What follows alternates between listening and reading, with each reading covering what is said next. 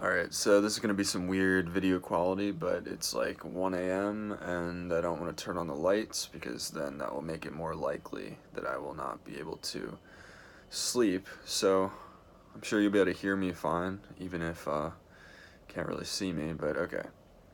So what am I going to talk about? Today I'm going to talk about why one of the maybe main complaints that, it's not a main complaint, it's like I don't know. I've just heard this a couple times or a few times, but it's something that I think a lot of people would interpret as racism. It's not really racism. Okay, in Japan, we're talking about Japan. So, all right, as a Western person, or as a white or black person, especially. All right, so some people will notice, and I've definitely noticed this, that if you sit somewhere, like in a train or at a cafe or whatever, and you're not Japanese, you're Western, something interesting will happen, which is that Japanese people will in general prefer to sit next to a Japanese person instead of you. So you will you'll notice that as the train fills up, the seat next to you will remain open much longer than the seat next to any Japanese person. If you're in a cafe, if you sit down next to some people, it's not like they're going to move or something, but if they leave, those seats are going to be last to fill up in many cases. So a lot of people have noticed this. A lot of Western people have noticed this, and they're like, Japanese people are fucking racist. But the thing is, it's not really like that. I mean, at first I was a bit incredulous about the point. Like I heard some people say things like that, and I was like, that probably doesn't happen. It does happen. I've been here for a while, and I've definitely noticed it. There's no doubting it in my mind that this does happen, but I don't think the explanation is correct. That it's racism or xenophobia. The way I originally decided, the way I originally sort of found out, oh, wait a minute, this is not racism, this is not xenophobia, this is actually something else. The way I found that out was that I started doing the same thing. I started not sitting next. I started preferentially sitting next to Japanese people instead of white or black people or any Western people at all.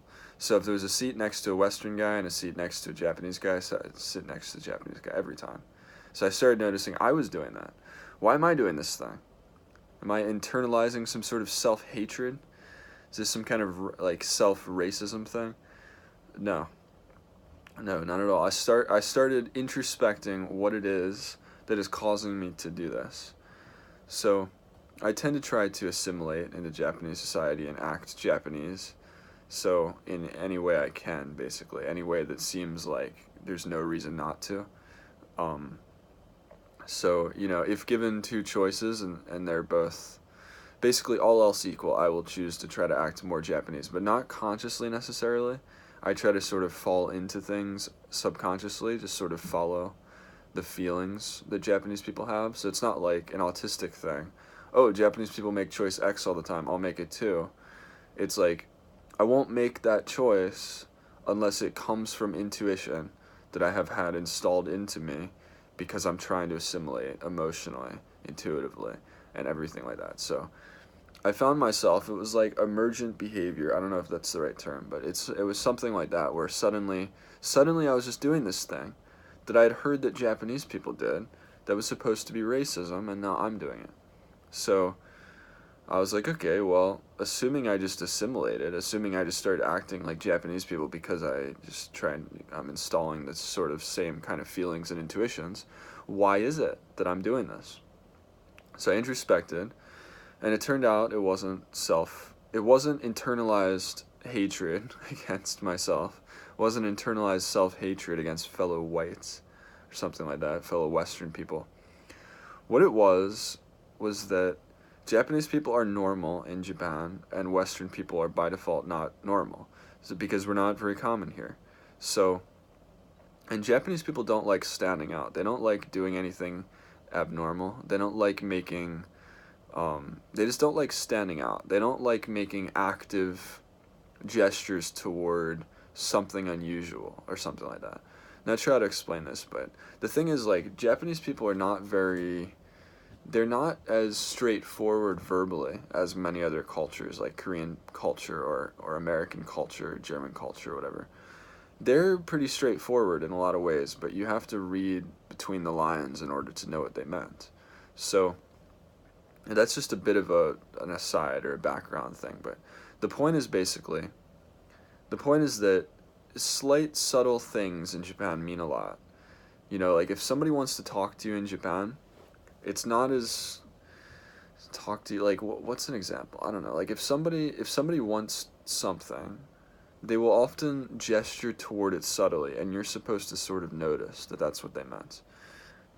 And people don't like standing out. So if you add these two things together, what it is that if you are a Japanese person and you decide, well, if you're anybody, so if you're me, if you're anyone really, if you're a Japanese person or anybody else who's thinking in a Japanese way at any given moment, um, if there are seats available next to Japanese people and next to a white person, then you will think to yourself, if I sit next to a Japanese person, it doesn't mean anything.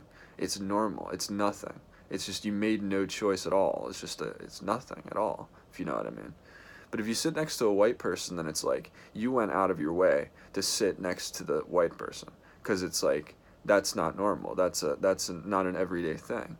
So you made a specific choice to sit next to the white person instead of the Japanese person. And what that means is that you're kind of gesturing your interest, maybe to talk to them or to say something or to be near them or something like that. And if you're not trying to gesture interest for conversation or for something like that, then you don't do it. And also you don't want to stand out. You don't want to make some active choice that differentiates you from the other people. So the other people that sit next to the Japanese person, you sit next to a white person, you're making an active choice to do that.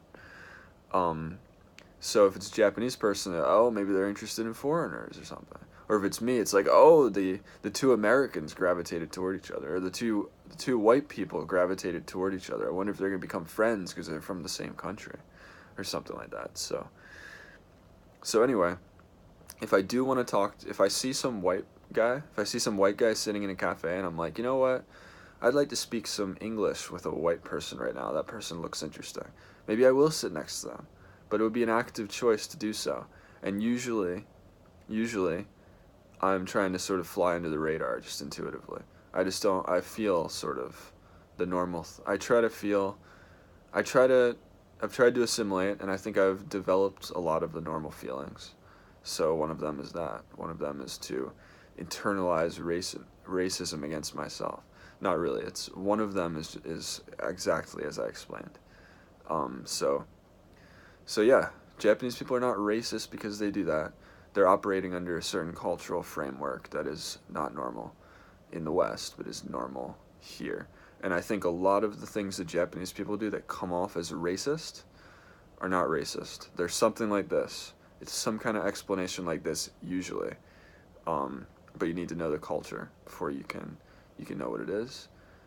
So I guess the overall point is to not assume it's just racism, to think a bit deeper about what it might be. So that's it.